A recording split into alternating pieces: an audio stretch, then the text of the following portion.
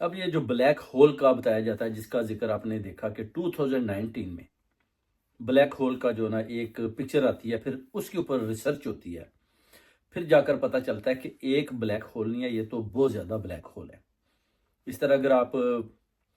دیکھتے ہیں سورہ واقعہ میں دیکھتے ہیں تو ادھر بھی لکھا ہوا کہ ہم قسم کھاتے ہیں ستاروں کے ڈوبنے کی جگہ کی،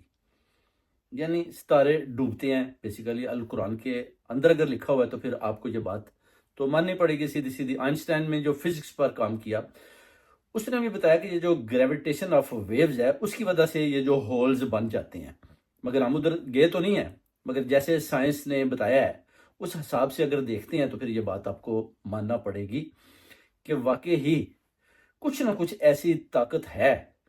جو اپنا پلانٹ ہے یا جس دنیا کو یا اپنا جو دوسری اپنا